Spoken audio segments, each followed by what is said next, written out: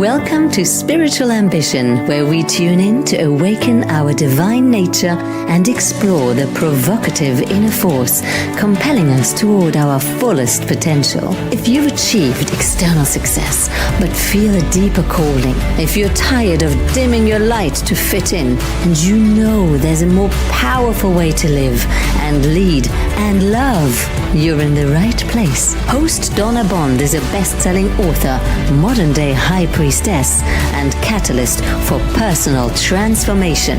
Together, we're birthing a new paradigm of loving leadership, integrating our humanity with divine wisdom as our individual awakening serves collective evolution. Here's your host of Spiritual Ambition, Donna Bond.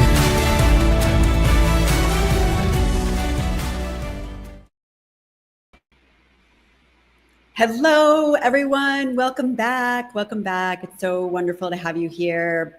Welcome back to rainy Costa Rica. Today on Spiritual Ambition, we are undoing uncomfortable. We're going to reframe discomfort as a divine messenger for growth. And I have a very, very special guest.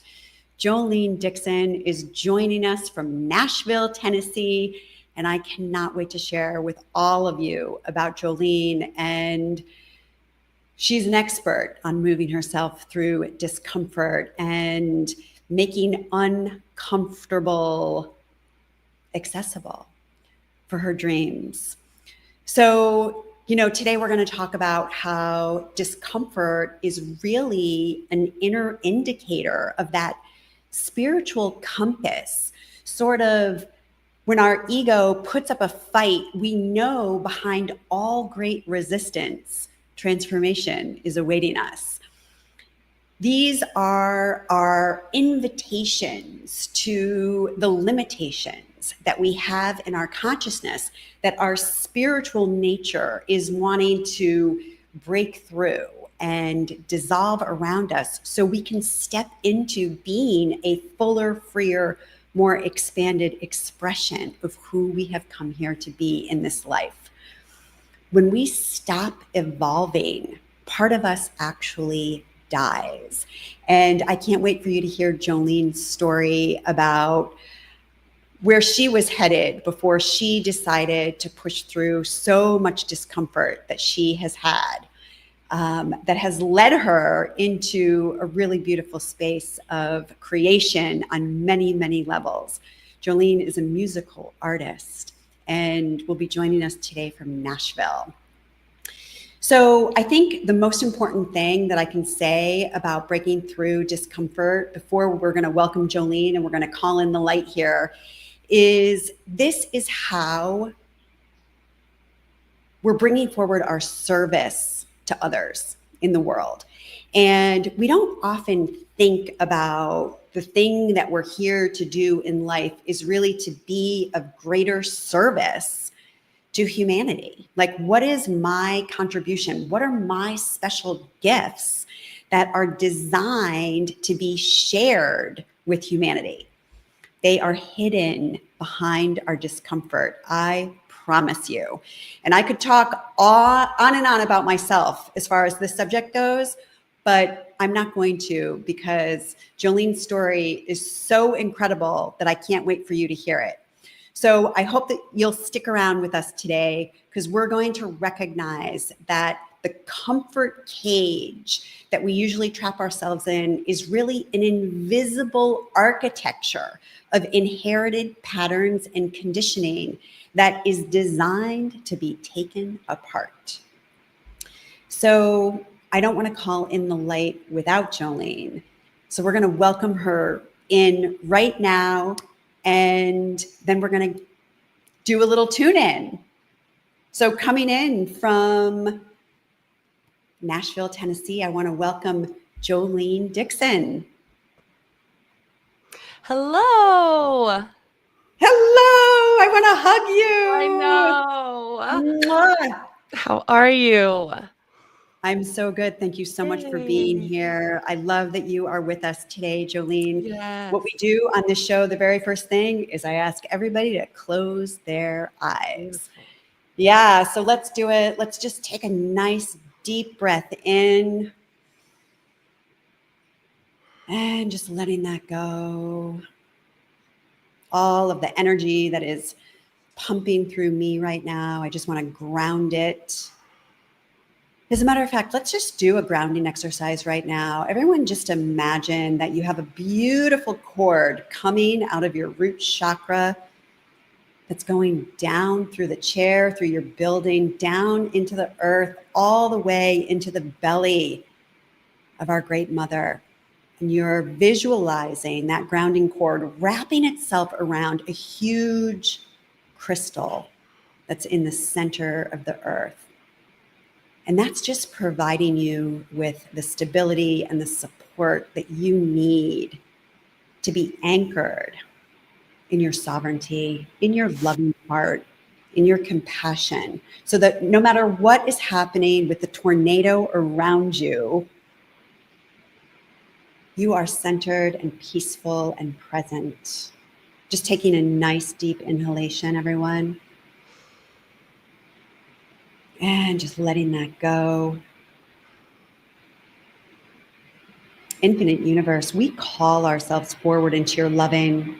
We ask to be cleared, filled, surrounded, and protected with the clear white light of living love. We ask that any karma, negativity, or imbalance be lifted and transmuted at this time, carried to the highest realms of light and sound, and dispersed back into the nothingness. Into this space, we recognize our gifts. We recognize peace and grace. We recognize creativity, playfulness, fun, aliveness, joyful expression. We acknowledge and we welcome the divine beings of light who are working with each one of us individually and collectively, keeping in mind each of our unique destinies and respective paths. We call forward these beautiful divine beings and we ask for your assistance and support in bringing forward healing, revelation, inspiration, and wisdom of the heart that will resonate most profoundly with each individual here, or if they're listening or watching the recording later, for their highest good and the highest good of all concerned. We are so grateful for the opportunity to come together and do this work, for the opportunity to come together and open our hearts, for the opportunity to celebrate the gifts of each other, for this and more. We say thank you. So be it. Hello, welcome everyone. You're just tuning in. All right. Hi, everyone. Dean, yeah, say hello. Hi. So one of the first things that we do here in Spiritual Ambition is we have what's called our sacred circle of light. And every episode, our community comes together and we intentionally send healing energy and divine love around the globe to anybody who might need it. So Jolene, perhaps you know somebody who might be struggling with health challenges or facing a difficult decision in their life or simply needs extra support right now.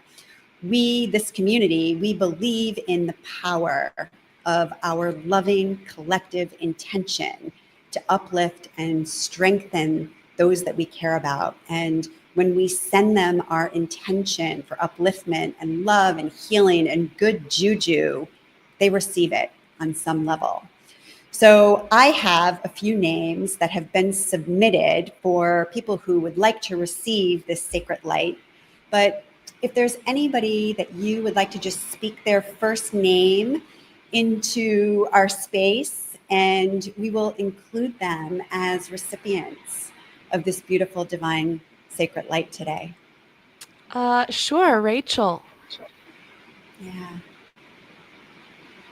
All right. We're also sending the light to David, Noel, Nicole, Bob, Michael, Joe, Joel, Lucy, Mary,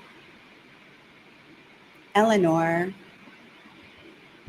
Yolanda, and Lori. Mike, Eric, Brian, Chris, another David, another Mike. Yeah, thank you, everyone.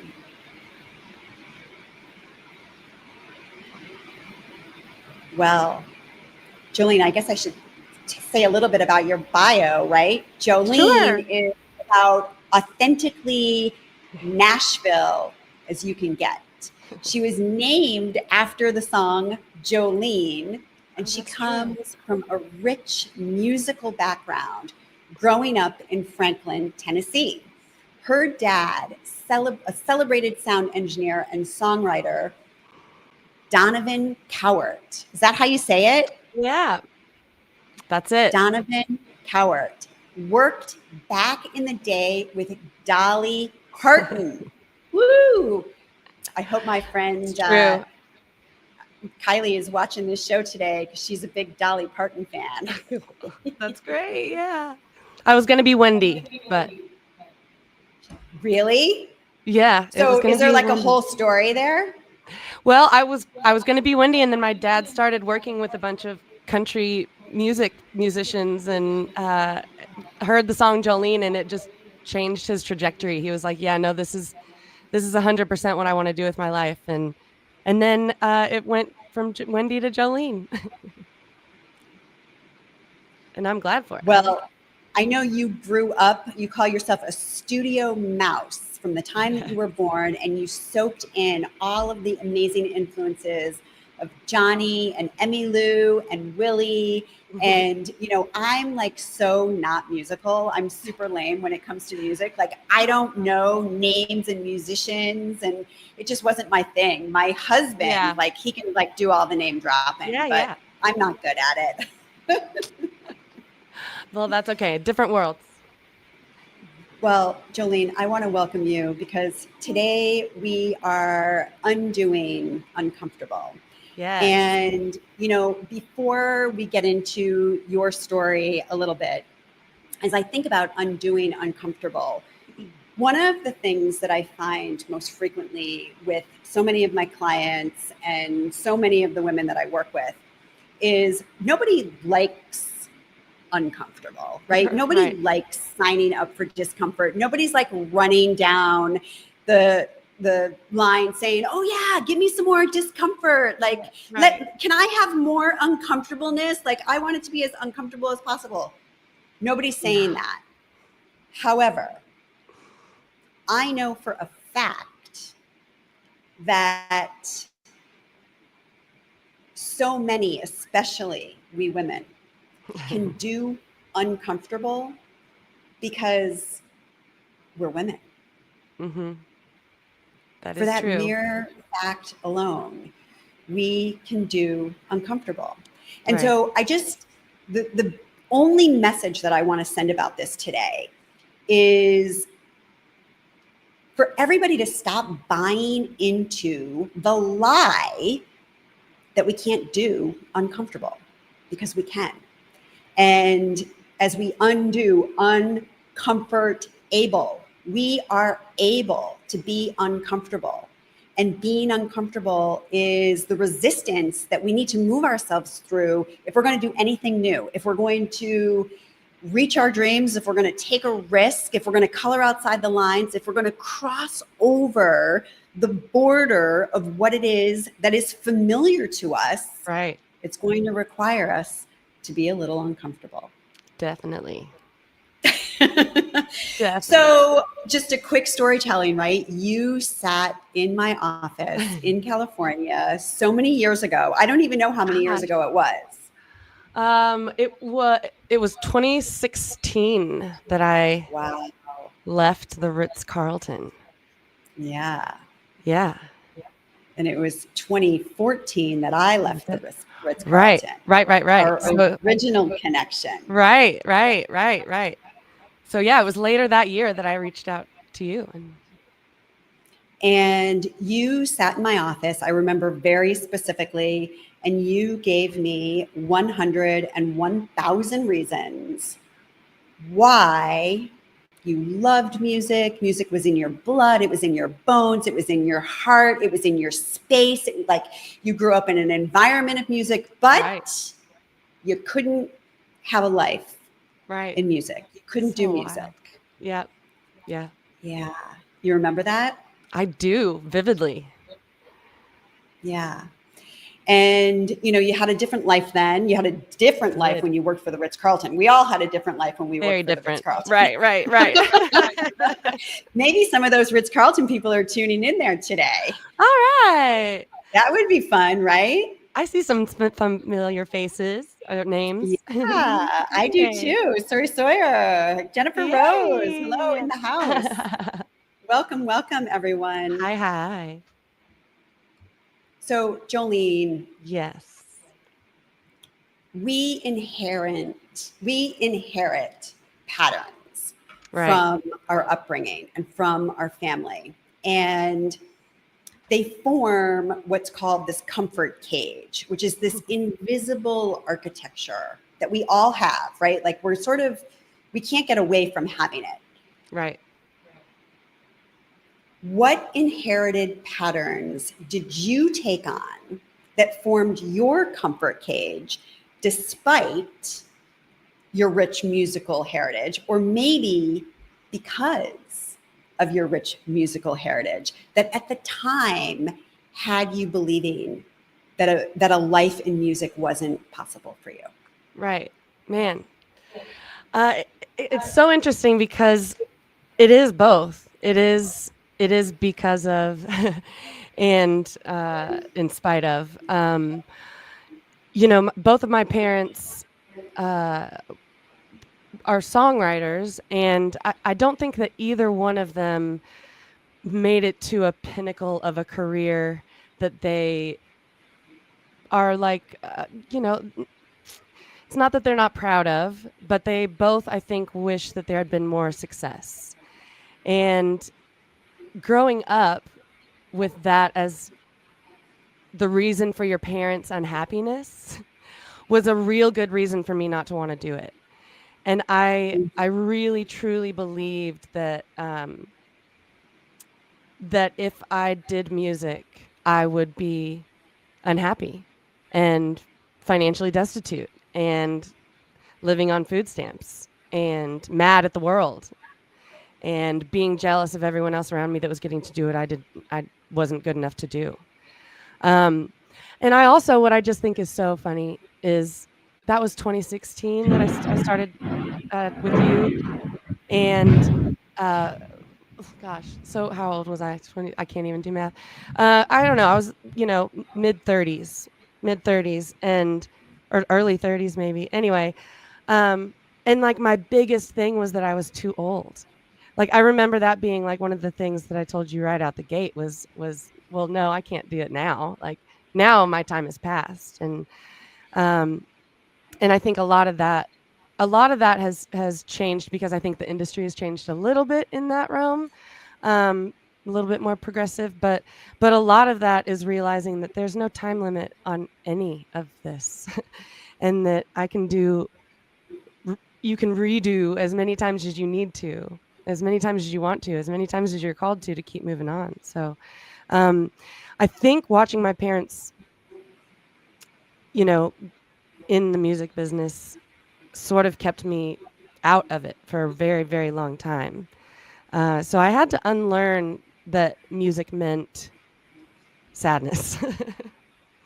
Yeah. And, Really. just as you say it, Jolene, like I feel it. Like Yeah. I can feel the tenderness around it. I can feel like the lineage of it. Right. And what I'm also aware of in this moment is like you have chosen to heal this. Right. Like you have chosen to rewrite the story in a different way. Yeah. Does that feel accurate? It does. And I think the maybe another part of that question is the going going beyond what your parents were able to do, and not really they don't have a playbook for what it looks like past a certain point. So for me to have to also move past them as guiders almost, like I've reached a point now where it's like, okay, I gotta keep going. And,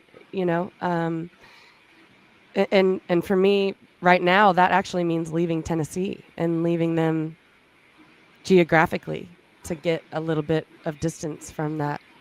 From that sort of stagnation that is around that. So, yeah. Do you want to say any more about that? I think In I the think that was spirit of getting uncomfortable, in the yeah, spirit of being vulnerable and honest. sure. About getting away from my family part. Was that why you're leaving Tennessee? Oh, it's a part of it. I definitely think space is good for me. And another, I was born in and lived my first 6 months of life in Topanga Canyon, and and then my parents both were okay. We got to move to Nashville. We're doing the whole they worked for the whole Laurel Canyon scene back in the day, and then there was sort of this whole country music migration to Nashville, and Rodney Crowell and Emmylou Harris and all of these cats were all moving to Nashville, and so my parents were like, "Yep, let's go." So it was so funny growing up. I would always tell people, "Oh no, I'm from California," you know. No, I wasn't really from California, but I've always had a strong, strong draw to California. My whole mom's side of the family. My mom's from Pasadena. My grandmother, who I adored, my aunt, who I adore, and just recently lost, which is also a very heavy thing. She was in the original Broadway cast of Grease, so she was another just influence in my life of like just being on stage is a very comfortable place for me, to be honest, and to recognize that and to accept that was the uncomfortable part. Say more about that, because this leads me right into my next question, right? Oh, good. So how did you recognize discomfort as a divine messenger rather than just fear? And like to hear you say standing on stage is not scary for you, right? Because Right. for me, that makes me quake in my boots. Right. For most people, I think it probably makes us quake in our boots, but Right. that wasn't it for you, right? So No. your discomfort was in another place. So tell us about that. Definitely. Ooh. I don't know. I don't know if this rings true for some people. I'm reading this very interesting book called The Existential Kink. Have you heard of that book? Know it well. Excellent. So there's a very interesting part of me where I'm like, ooh, something's uncomfortable. Ooh, let's go. And I don't know if that's a trauma response where I'm like, yeah, that feels normal. This uncomfortability, this sort of chaos. So I'm sort of drawn to it, but I think I've been through enough of it at this point where I do recognize like, oh, cool.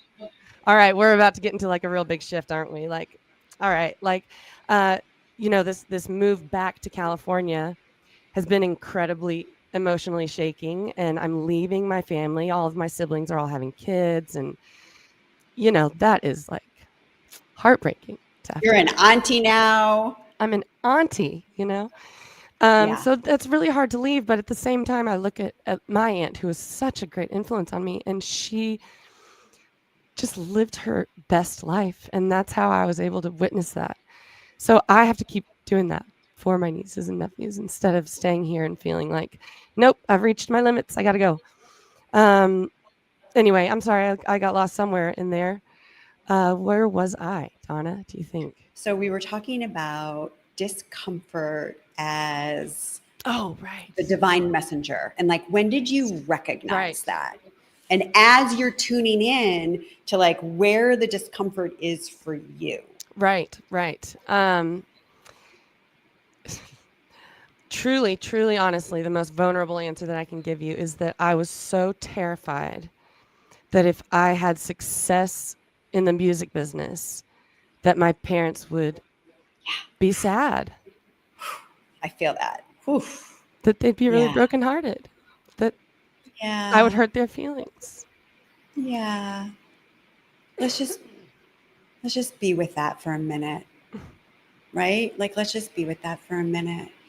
Because Jolene, it's so true for so many people. And we don't realize that, right? We don't realize that going past where our parents were feels like a betrayal, Right. in a weird, existential, kinky kind of way. Right. Yeah. Yeah. Right. So how did you move yourself through that?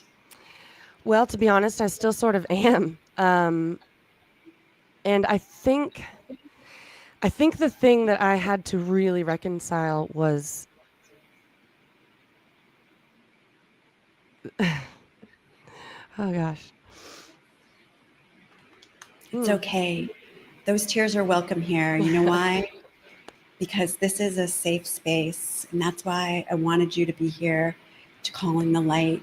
And your willingness to share and to be vulnerable about this is so powerful for so many people, Jolene. And I knew that you were the one to help open this space for this show because of who you are. I love you so much. I love you too.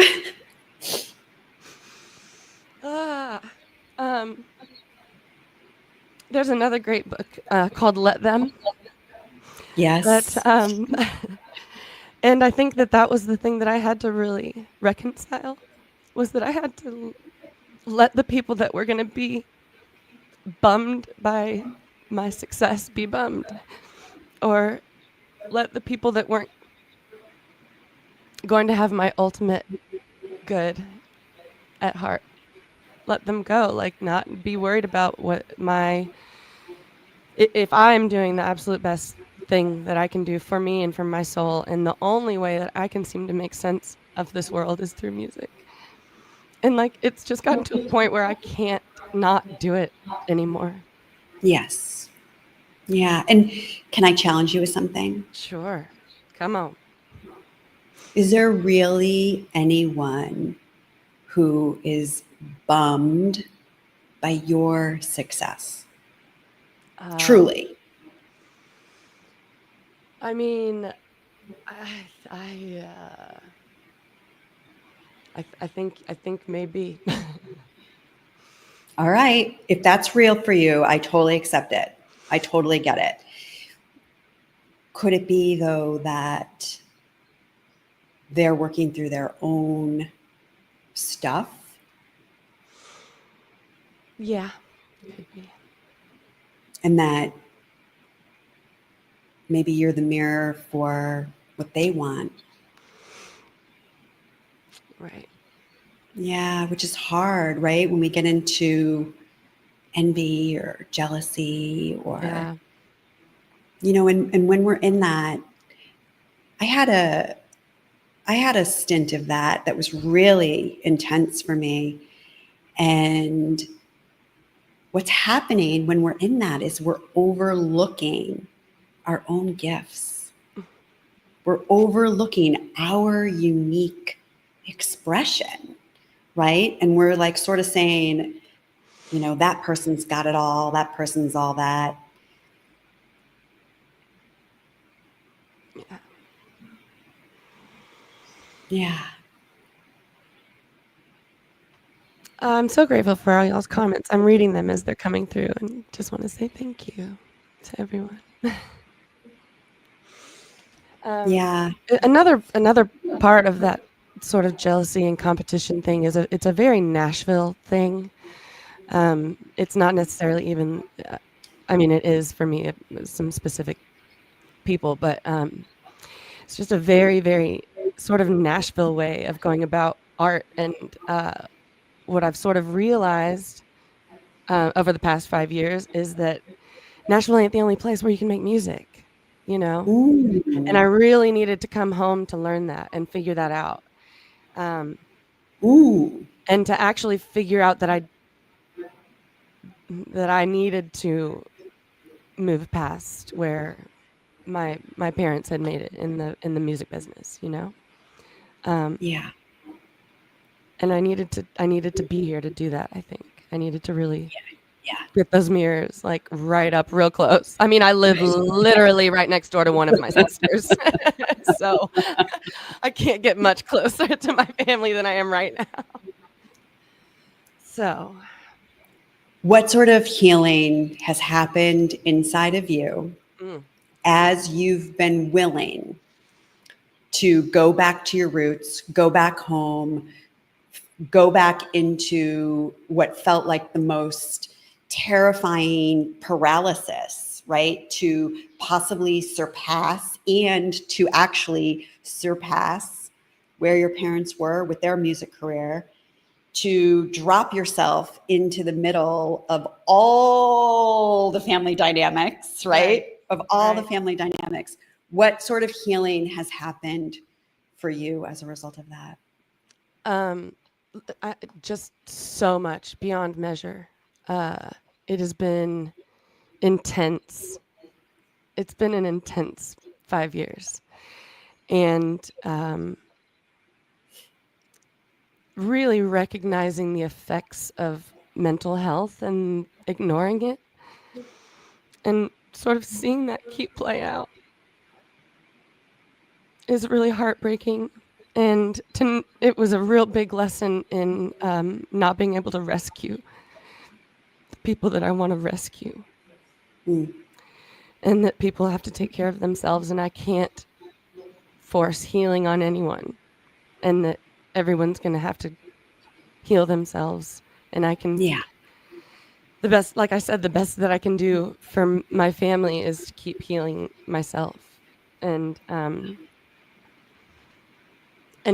also just to realize how much, I think it was very good for me to come back and sort of see how much growth I had done already.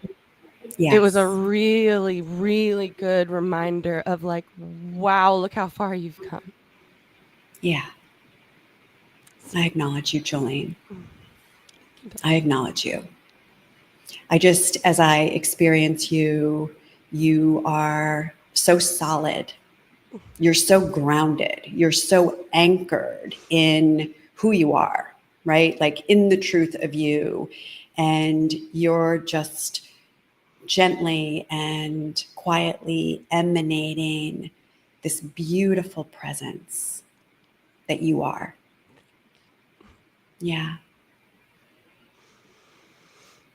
Oh, I think another big thing that I haven't even mentioned yet, because it seems such a strange thing, but I quit drinking. I was just about to ask you. That was sort of a big thing, I guess. Yeah, it's like a really big thing. It is a really big thing. I think it's a hot trend right now. Like, it is. I know a lot of people who are just like, done. We're done. It's poison, you know. And I just really, again, I had to come home and like see all of the people that were still drinking as heavily as I was, and to see that they hadn't eased up at all. And like, we're still going. Okay. And to sort of see that play out right in front of my eyes, and to put myself just in dog poop situations where it was like, all right, you're really gonna not make it, you know? And it's funny because I have a song that's called Sober, and I wrote it in the middle of a time where I was drinking a lot. I was smoking a lot. And I met this woman who was this brilliant songwriter, and she wasn't a drinker. And she was back in the green room hanging out, not chugging beers in the green. And I was just like, how do you do that? Like, how are you in this social situation and in this like backstage thing? And the whole chorus of the song is, what's it like being sober? And I wrote that, 8 years ago. And now it's like so much more poignant to me, because I'm like, oh gosh, it's so much better. I get it. I can see why people quit drinking and never go back. It's just like, wow, which is funny, because that's why it doesn't come to my mind as like something that I need to talk about as like this thing that I really had to let go, because I'm so over it that it doesn't even exist in my world anymore. How long has it been now? It's been, oh gosh, it'll be 2 years in November. So coming up on a year and a half, I guess, ish. Amazing. And it's great. Congratulations. Thank you. Thank you. It's just made everything so much more clear, you know. I bet. Yeah. I bet. So, what specific muscles, both human muscles and I'm going to say divine muscles, those Yes. spiritual muscles, did you have to call forward to be able to move past the many limitations that had mired you in believing that you couldn't have a career in music? Excuse me. One of the things I had to really start leaning into was my trust in myself, and trusting that I was making art and that I was doing it because I feel that music is important and that art is so important, and that we connect on a different plane when we communicate that way. And growing Say it in up the in first Nashville, what did I say? Sorry, remind I me. connect on a different plane. Right. I connect on a different plane. When I'm playing music, I really do. It's an out of When body you are experience for making me. art. Yeah, I do. And that, growing up in Nashville, like I said, and everything is very competitive, and everything is get a record deal and how many cuts do you have, and all of this nonsense that I was sort of raised in. I really had to unlearn that and really learn that no, the thing is the music. Who cares about how many followers I have? Who cares how many records I'm selling? I just really know that the money will come, and the money's here. It's here. I know it's going to be, it's just right here somewhere. But I just really had to let go of that. And trusting my intuition too, musically, knowing when something felt good as opposed to fitting phonetically or fitting a specific rhyme scheme. I really could notice a difference in my body when I would write I a love that. line that didn't make any sense to me. And I would, and it was a long time for me to recognize what that feeling was and where it was pointing. But I've really gotten good at when I sit and I write and it's flowing and it's flowing. And then there's just kind of like a, and I'll play through it. And every time I go back, it's just a little, and I'm like, all right, like that's where editing comes in, and that's where I start. And so I've worked on that. A lot of my musicality and songwriting has gotten so much better just by practice and just by being in it and really serving the song as best I can instead of serving what I think I learned in school is the best way to make a hit song, or what I've learned and like Serving the song right. in the best way I can. Absolutely. Right. I just love what you're sharing, Jolene. And this is just such a beautiful message to everybody who's listening, that we have more faculties than just these minds, right? Like what I heard you say is like you were feeling your way through the music, right? You could feel the kinks or the bubbles or the how many of us have that ability, right? I have it. Boy, do I have it. Sometimes to a fault. Agreed. Right? Yeah. But to be able to hone that as a divine gift, right, as a sacred skill for navigation in life, right? Like these are muscles. Right. These are muscles. Yeah. Oh, I feel my crown on fire right now. Yeah. But it's true that bleeds into other aspects. It's now I feel that feeling and I know that it's like even outside in relationships. It's like when I'm going to work with somebody, if I have a new drummer I'm working with and we're going back and forth, and then there's just that little it's like the same feeling I get when there's a line wrong in a song. And you know, when I get those, it's interesting now, especially also now that I think I used to get those feelings on anything, and I'd be like, "Ooh, I don't like that feeling." Like, let's just pour a drink and get rid of that. You are reading my mind right now, girl. Like literally, Jolene, this is what I was just about to like connect the dots on. And for so many people who are drowning their feelings in alcohol because they don't understand how to navigate these feelings and what it is they're navigating. And sometimes the things that we're navigating don't belong to us. Right? Like sometimes they belong to the guy in the grocery store and you just walked through their shit and you took it home with you. Right. And so, right? Right. Wow. Like this is just such a wake up call, like for people to hear this and to recognize this. And I just love hearing your tactile understanding of this because you are so highly sensitive. You've always been highly sensitive. I think this is what led to some of the drinking. Oh, totally. Right? Totally. Yeah. It's overwhelming sometimes, you know? Yes. And you know, I was just talking to another friend of mine, another songwriter, and we're actually going to write a song about how hard it is to be sober also.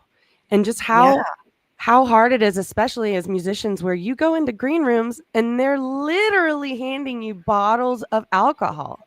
I mean, and it's fun.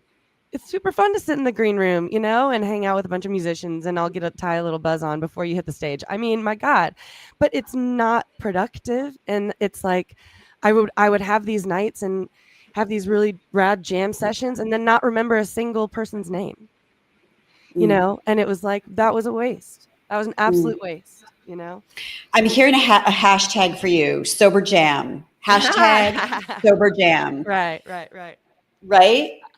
Like, you know, part of my intention with this show is really helping people get clear on how they want to shape the world that we want to live in. And so when I hear you say things like this and know that you're going to be in the music business, like for the rest of the time that you're going to be on the planet. Right. And you get to design it the way that you want to create it around you.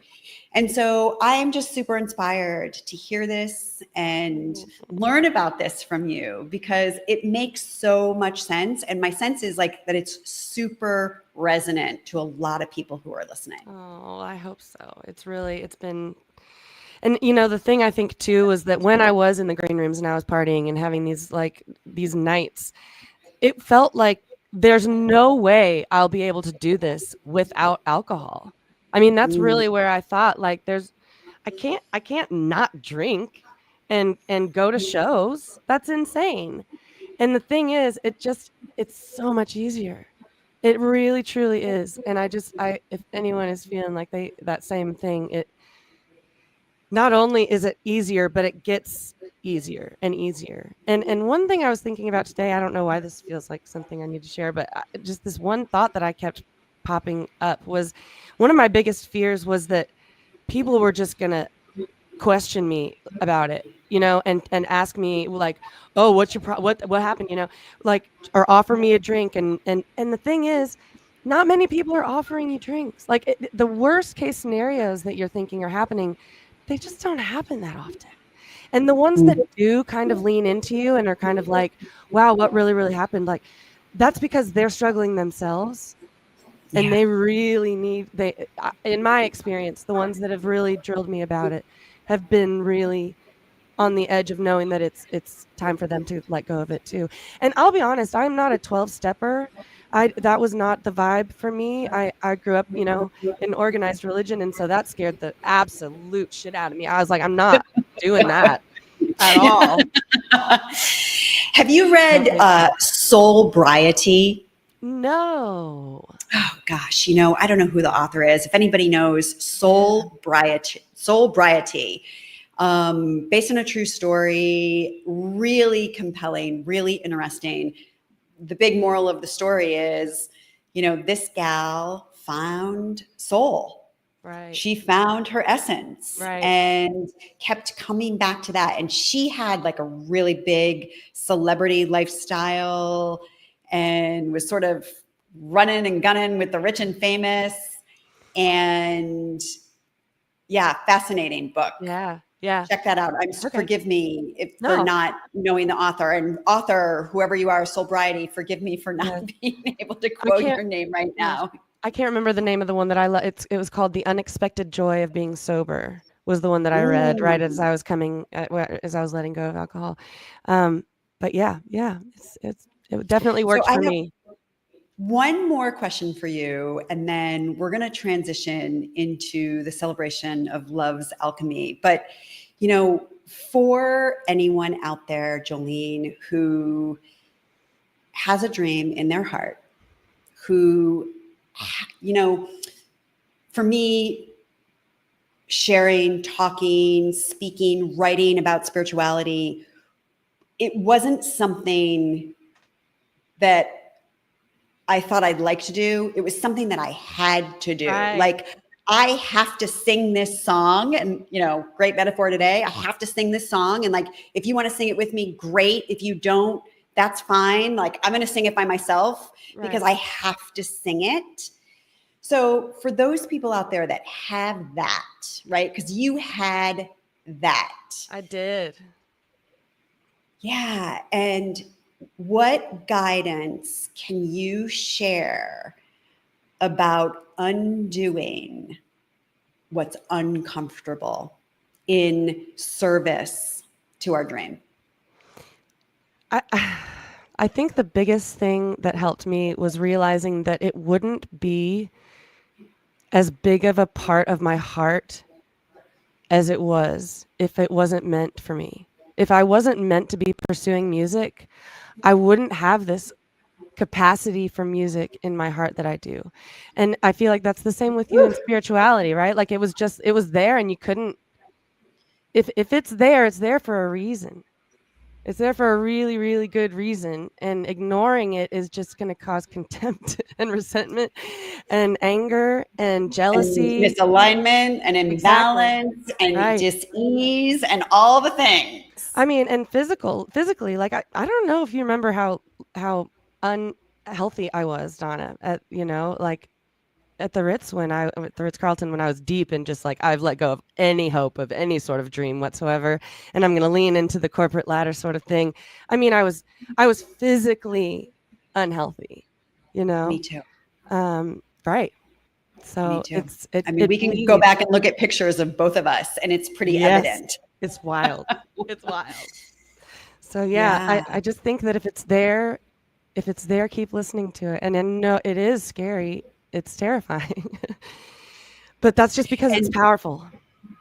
And what is your number one guidance on how to dissolve discomfort? Practice. You really have to pretend like you believe it for a minute until you do. I love and that. I think you have to keep reminding yourself that, like I said, if it's there, it wouldn't be there. It wouldn't be there if it wasn't meant to do something. Yeah. Oh. Well, we have a very special experience for our viewers today. We are going to do the celebration of love's alchemy. This is our gentle pause to recognize the extraordinary magic woven through our everyday lives. And every episode, we take just a moment of loving celebration for something that might seem ordinary or contrary at first glance, but it holds within it a spark of brilliance as we celebrate and remind ourselves why we chose to take a human body and come here to planet Earth. From the sweetness of a juicy orange to the blessing of an emotional trigger, we turn our attention to the less obvious causes for celebration, the little things in life that we might take for granted. Through loving appreciation and gratitude, we uplift ourselves and our vibration. with the power of love, sending ripples of good juju out and across the planet. As alchemists of upliftment, we're turning the seemingly mundane into marvels of magnificence as we see the whole human experience as the alchemy of our wisdom. Today, we are celebrating the voice. We are celebrating the voice. And, you know, as I have been on a path of freeing my own voice, I have learned so many incredible things about the voice. It's as unique as a fingerprint. Our energetics are literally encoded in our voice. And so I just want to give you a shout out on the alcohol thing one more time, because now, Jolene, what you're transmitting as you share your voice is clarity and connection and upliftment. And you are now literally infusing that into the recipients, the ears, the hearts, the minds, the energetics of the people who are receiving you. So I just want to give you another benefit that maybe you haven't thought of before, right? Because our energetics are literally riding on our voice. So our voice is one of the most complex instruments in our body. It utilizes more than 100 muscles in our chest, our neck, our jaw, our tongue, and our lips that are all working in perfect coordination to create sound. There is a sonic imprint. Your voice carries these subtle, emotional pieces of information that listeners unconsciously process. Studies actually show how we can detect emotions like joy and fear and sadness with remarkable accuracy that are all coming through vocal tones. So Jolene is going to share her voice with all of us today with her latest co-written with Grammy Award winner, little tongue twister. All good. Melody Walker. The song is called Bloom, and it's about how we are all eternally blooming, which is so true and so beautiful. I am going to stop talking. We're going to give you the stage. Thank you so much for being here. Thank you. And thank y'all so much. This is so wonderful. I hope this sound is going to work. Let me know if this is, hopefully this will work.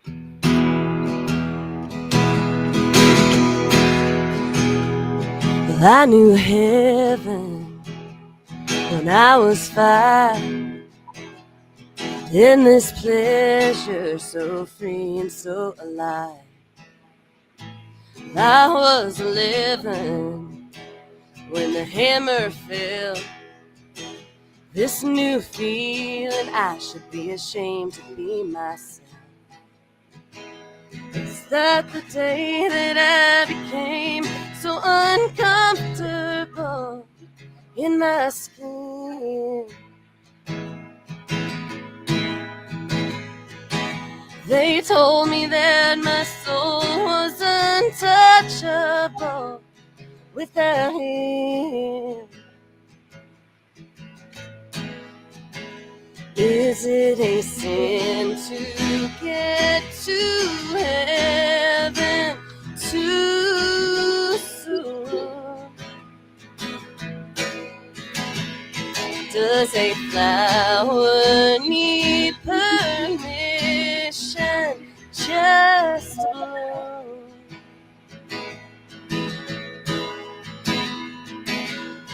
Out of the garden where all this shit started, I'm digging, making some room to bloom.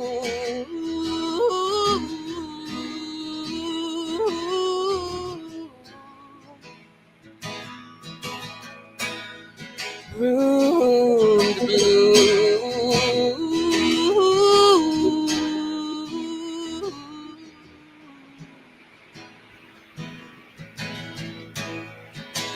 Well, I took a lover at 25. He couldn't please me no matter how he tried. Then at 37, I forgave my past. Well, I lost religion, but I found God at last.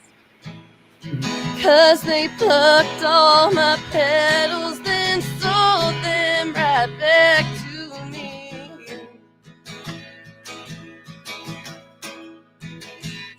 Always edging toward heaven, kept somewhere just out of reach. Oh, is it a sin to get to heaven too soon? Does a flower need permission just to bloom?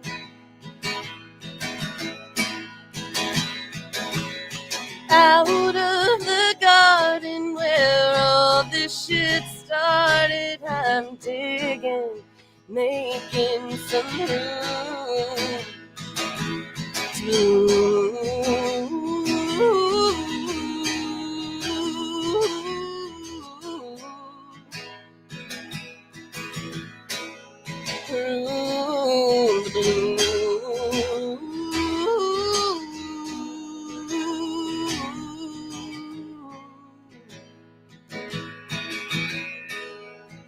I pray when the day comes for my final breath, I'll fly away free of any fear of death.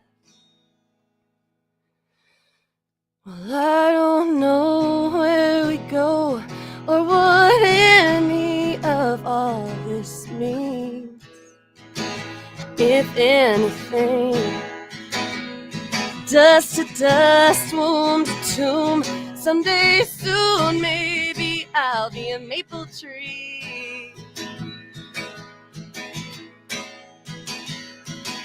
Right back to the garden where all this shit started. I'm digging, still finding room to bloom.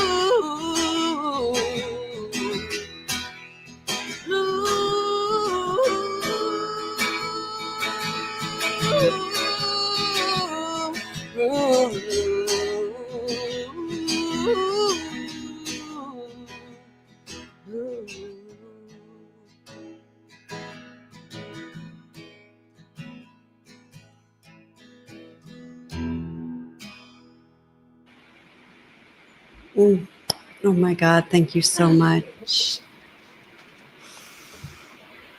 Jolene Dixon, ladies and gentlemen, you can learn more about Jolene at jolenedixon.com. I also am so happy to share that Jolene has recorded 3 record albums. Count them. 1, 2, 3 record albums since that conversation that we had in San Clemente back in 2016. And she is on fire, allowing her soul to lead. And I have watched you put your ego aside again and again to follow the lead of your higher self. And it's beautiful and it's stunning. And your music is soulful and uplifting. And I am deeply, deeply grateful to have you here with us today, sharing about undoing uncomfortable and what it looks like on the other side. We are now closing all energetic lines of communication between any of us, closing all open portals, gateways, channels, agreements, and lines of communication between any of us and the spirit world. We are so grateful for the opportunity to come together, to open our hearts, to uplift ourselves, to receive the blessing of Jolene Dixon's voice and her music wafting through the air and through the energetics, touching us, uplifting us. We are closing our space today with love, in love, for love, by love, as love. Thank you for being here. You're watching Spiritual Ambition.